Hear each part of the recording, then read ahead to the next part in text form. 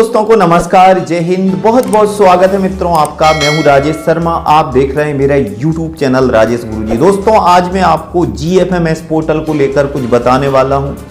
जिन भाइयों की जानकारी दर्ज की गई है और उनकी जानकारी में कुछ मिस्टेक हो चुकी है, उनके लिए चिंता है। सर बताइए, पोर्टल पर जानकारी गलत दर्ज हो चुकी है, SS1 की जगह SS2 हो गया है, SS2 की जगह SS3 हो गया है।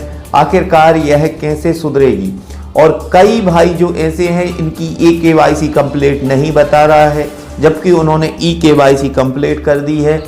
उनको बहुत ज़्यादा चिंता है। मेरे पास में बहुत से फ़ोन भी आए, भाई सर ये बताइए इसको लेकर हम कैसे सुधार करें। तो मैं आपको बताना चाहता हूँ, होता क्या है, जब अतिथि शिक्षकों का पोर्टल पर कुछ अपडेशन होता है या कुछ सुधार होता है तो उसमें पोर्टल में यही दिक्कत आती है। आपने देखा होगा अतिथि शिक्षकों का मानदेय डबल हुआ था, तो GFMS पोर्टल पर पहले 6,975 यानी 7,000 था अतिथि शिक्षकों का मानदेय और ऑटोमेटिक 14,000 पूरे महीनों का बता रहा है। अभी भी आप खोल के देखेंगे, मोबाइल नंबर 2 बार उसमें डालेंगे, अतिथि शिक्षक मानदेय भुगतान की स्थिति देखें, उसमें आप 2 बार मोबाइल नंबर डालेंगे तो आपको, चाहे आप 1 साल बाद या 2 साल बाद का भी देखेंगे तो उसमें आपको 14,000 ही दिखेगा। जबकि अक्टूबर से 14,000 रुपए की राशि अतिथि शिक्षकों को मिल रही है, हालांकि वो भी समय पर नहीं मिली है।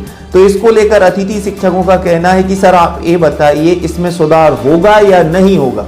तो मैं आपको यह बताना चाहता हूँ, लोक शिक्षण संचालनालय से तारीख बढ़ाई गई है, इसको लेकर कल आदेश जारी हो जाएगा। हालांकि कुछ नोटिफिकेशन जारी हुए हैं जिसमें यह साबित हो चुका है कि अतिथि शिक्षकों का जो पोर्टल को लेकर जो तिथि थी 9 मार्च थी, अब उसको शायद 15 या 16 मार्च किया जाएगा। दोस्तों यह काम चलेगा कम से कम 1 महीने तक, क्योंकि इतने जल्दी ये सब हो नहीं सकता। मैं आपको बताना चाहता हूं, तो eKYC जिनकी कंप्लीट है और ऑटोमेटिक कंप्लीट नहीं बता रहा है तो वो कंप्लीट बताने लगेगा।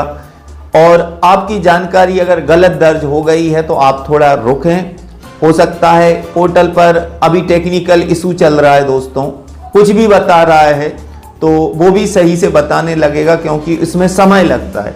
अब लोक शिक्षण संचालनालय ने आदेश जारी कर दिया 29 तारीख को, और 2-3 दिन तो पोर्टल चल ही नहीं। इसके बाद में जैसे ही पोर्टल पर काम शुरू हुआ तो एरर आने लगा, नॉट रिकॉर्ड फाउंड बता रहा है। बहुत से भाई ये कह रहे हैं सर पैनल ही नहीं बता रहा है, पैनल की जगह नॉट रिकॉर्ड फाउंड आ रहा है, अनुभव प्रमाण पत्र का हम दावा ही नहीं कर पा रहे हैं। तो बिल्कुल निश्चिंत रहें, एक एक जानकारी मैं आपको पोर्टल को लेकर बताऊंगा, और जिन भाइयों की जानकारी गलत है वो कैसे ठीक होगी वो भी मैं बताऊंगा। अगर आपने लॉक कर दिया है तो अनलॉक होने के बाद में फिर आप उसको चेंज कर सकते हैं। अगर SS शिक्षक पात्रता परीक्षा अगर आप 2 में पास हैं, उसमें भी कुछ दिक्कत हुई है या डेट ऑफ बर्थ में कुछ दिक्कत हुई है, तो बिल्कुल एक एक जानकारी मैं आपको सही बताऊंगा। और दूसरी बात, बहुत से भाइयों की फीडिंग नहीं हुई है, उनका कहना है सर क्या अतिथि शिक्षक पोर्टल पर फीडिंग होगी या नहीं होगी।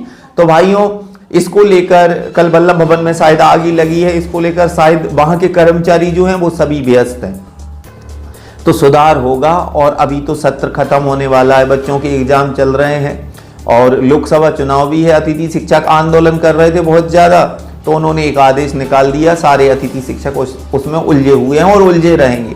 पहले भी ऐसे ही आदेश निकला था, जब विधानसभा के चुनाव आए थे उसमें भी यही शिक्षक पात्रता परीक्षा की जानकारी मांग ली गई थी। नियमितीकरण हो रहा है, हालांकि नियमितीकरण होगा या नहीं होगा ये तो ठीक है, लेकिन सरकार कह रही है कि हम नियमितीकरण की प्रक्रिया को लेकर काम कर रहे हैं। लेकिन मित्रों 14 वर्षों से यही होता आ रहा है अतिथि शिक्षकों के साथ में, कहीं शिक्षक पात्रता परीक्षा पास की जानकारी, कहीं D.Ed B.Ed की जानकारी, कहीं वैसी ही जानकारी जिला शिक्षा अधिकारी सत्र में कम से कम 8-10 बार जानकारी मांगी जाती है।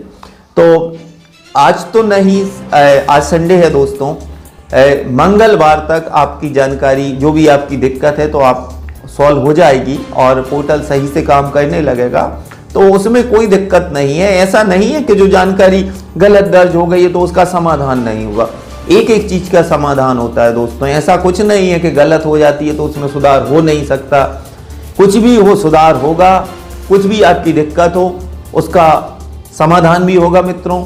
बिल्कुल धैर्य रखें, शांति रखें और आराम से मैं आपको बताऊंगा कैसे क्या करना है। eKYC अनकम्प्लीट बता रहा है तो वो कंप्लीट बताने लगेगा ऑटोमेटिक, और अगर नहीं बताएगा तो उसको हम डबल से eKYC करेंगे दोस्तों। लेकिन अभी आप कुछ ना करें क्योंकि 2-3 दिन तक, क्योंकि कुछ भी बता रहा है, पोर्टल पर टेक्निकल एरर आ रहा है। आप वैसे भी संकुल में आपकी ज्वाइनिंग है, तो ज्वाइनिंग जब तक रहती है और जब तक अनलॉक नहीं होता तब तक कुछ जानकारी वहां पर पोर्टल पे पहले से ही ऐड नहीं होती है। तो इसलिए मेरा कहना यह है कि आप थोड़ा रुकें और जो भी आपकी दिक्कतें हैं कमेंट्स के माध्यम से मुझे बताएं कि आपकी कहां कहां पर गलतियां हुई हैं, तो उनको लेकर हम जानकारी आपको बताएंगे। तो फिर एक और वीडियो में मिलते हैं, तब तक के लिए जय हिंद, जय भारत, वंदे मातरम। आप सभी भाइयों को जय श्री राम।